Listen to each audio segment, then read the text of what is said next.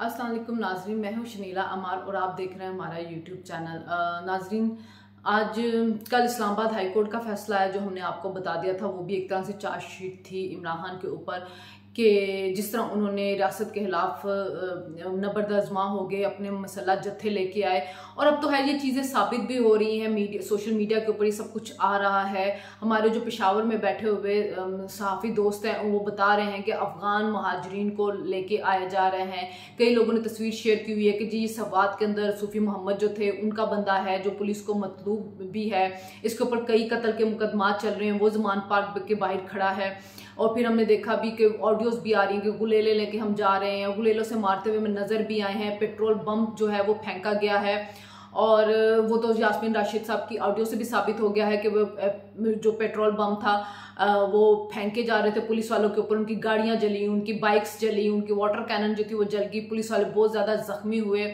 आज जब सेशन जज जो एडिशनल सेशन जज जफर इकबाल उनकी अदालत के अंदर आईजी इस्लामाबाद आए तो उन्होंने भी यही बात की कि हम तो आपके कानून जो आपने फैसला दिया था उसको इम्प्लीमेंट करवाने गए थे। हमें हुकूमत ने कहा था आपका फैसला इम्प्लीमेंट करवाने के लिए, तो हम तो वो करवाने के लिए गए हुए थे और हमारे ऊपर पथराव हो गया, हमारे लोग जख्मी हो गए। अब मैं जाके अपने जो हमारे जवान जख्मी उनके घर वालों को क्या बताऊंगा।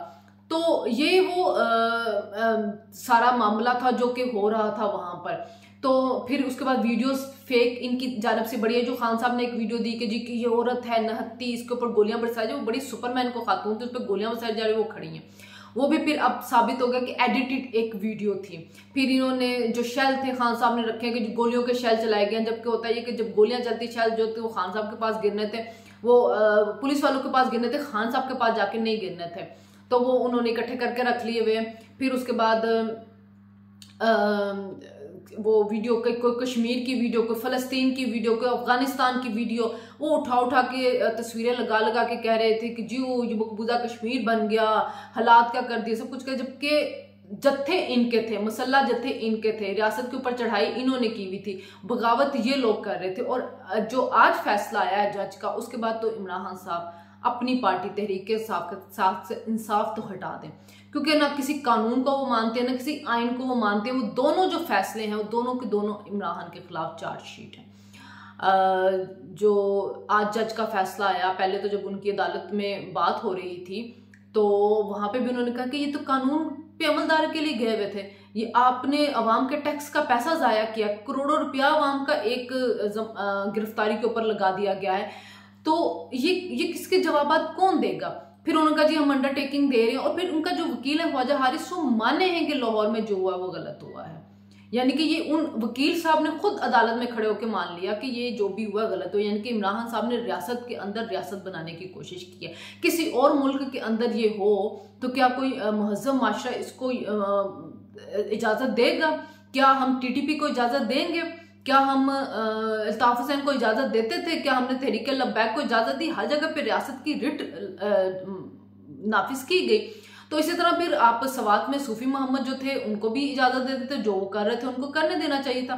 इनके तो अपने सहाफी वर्कर जो है उन्होंने ट्वीट की हुई थी, फिर जब रिएक्शन आया तो डिलीट कर दी, जिसमें उसने कहा कि जी 200 ट्रेंड मुजाहिदीन आ गए हैं, हेलीकॉप्टर को मारने का भी हमने इंतजाम करे। हेलीकॉप्टर को मारने का इंतजाम यानी कि किस किस्म के हथियार आपके पास मौजूद है?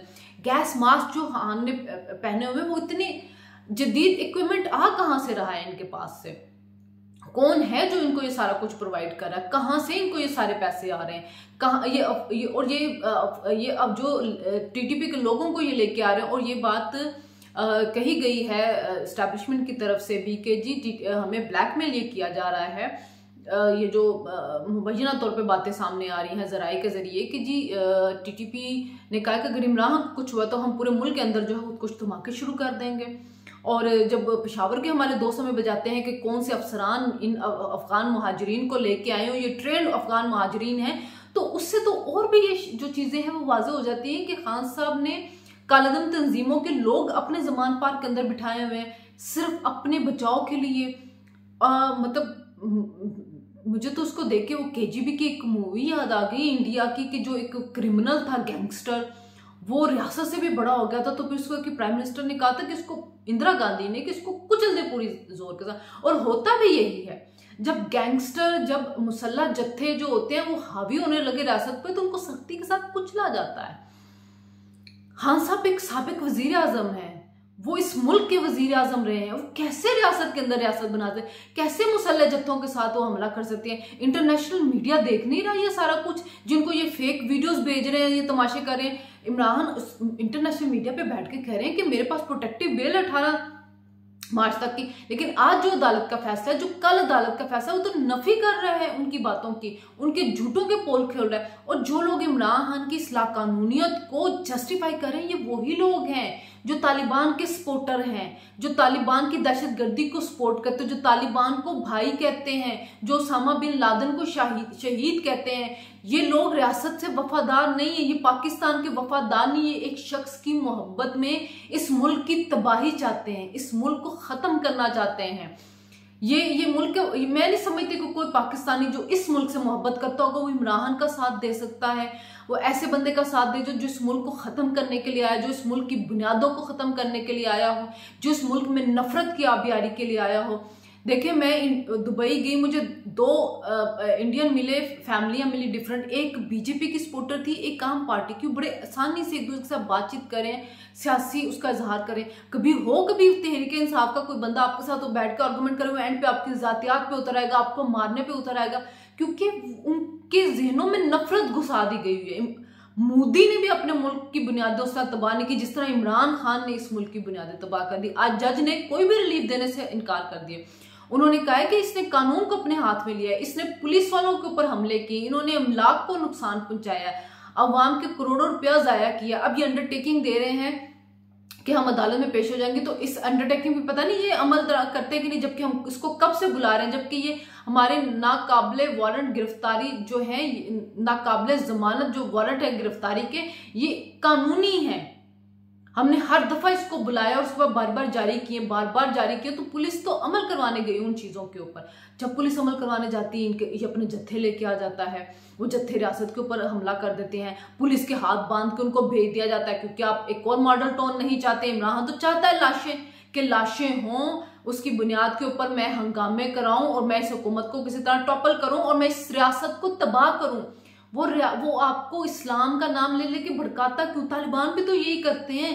तालिबान जिन लोगों की ब्रेन साजी करते हैं, वो भी आपको जहाद का नाम ले रहे होते हैं, और कुरान पाक की जो आयात है उनको उनके अपनी मर्जी के मतलब निकाल के वो बच्चों को भड़का रहे होते हैं। इसलिए तो उनके लोग लड़ने मरने के लिए तैयार हो जाते हैं, बहकावे में आ जाते हैं उनके, क्योंकि वो मजहबी टच दे के यही कुछ इमरान खान करता है। उससे कोई सवाल नहीं करते उसके लोग कि भाई आपने तोशाखाना से पैसा खाया, आपने फराग गोगी के जरिए इतनी ज्यादा करप्शन की, आपकी जाती जिंदगी इतनी करप्ट है, आपने अपनी बेटी को ऑन नहीं किया, आपने मलक रियाज को 55 अरब रुपए माफ किए, जिसके बदले आपकी बीवी ने हीरे के कैरेट लिए, आपने रजाक दाऊद के महंगे पावर प्लांट जो चलाए उससे जहां से 20% बिजली थी 50% ली, क्यों ली? आपने BRT में जो अरबों रुपए की करप्शन हुई थी उसका क्यों नहीं आपने एहतसाब किया?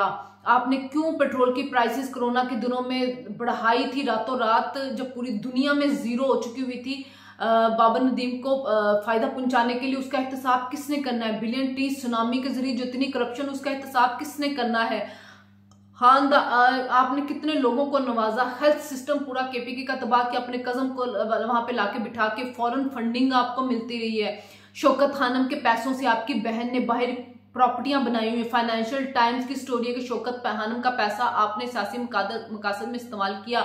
ये जो इतनी कैंपेन चला रही, इसके पैसा कहाँ से आ रहा है? ये इतने सवालात हैं, वो लीडर से वो सवाल ही नहीं करते हैं, लेकिन चूंकि उनको कह दिया जाता है कि मैं हक पे हूं, मैं इस जहाद कर रहे हैं आप लोग, ये सब लोग करप्ट हैं, आप निकल आओ, मुझे अल्लाह ने तैयार किया है नाउज़ुबिल्लाह रसूल की तरह से। तो वो सारे जो ब्रेन है वो डेड ब्रेन है, उनकी ब्रेन वॉशिंग हुई हुई है। तो वो जब ब्रेन वॉशिंग किसी चीज की, तो सोचने समझने की सलाहियत उनमें खत्म हो जाती है। जैसे कि तालिबान के वो जो खुदकुश हमलावर, इसी तरह के इमरान खान के विस्फोट हैं, खुदकुश हमलावर हैं, इनकी ब्रेन साजिंग कर दी गई हुई है इस्लाम का नाम ले लेके। इनको एक ही चीज प्रोपेगेंडा कर करके, क्योंकि आपने देखा कल से इतना प्रोपेगेंडा किया जा रहा है, जैली तस्वीरें, फेक न्यूज़, फेक वीडियोस वो सारी इमरान खान शेयर करते हैं। एक बंदा इतने झूठ बोलता है, इतनी झूठी इंफॉर्मेशन फैलाता है, वो कैसे सादिक और अमीन है? आप कैसे उसको सादिक और अमीन कह सकते हो?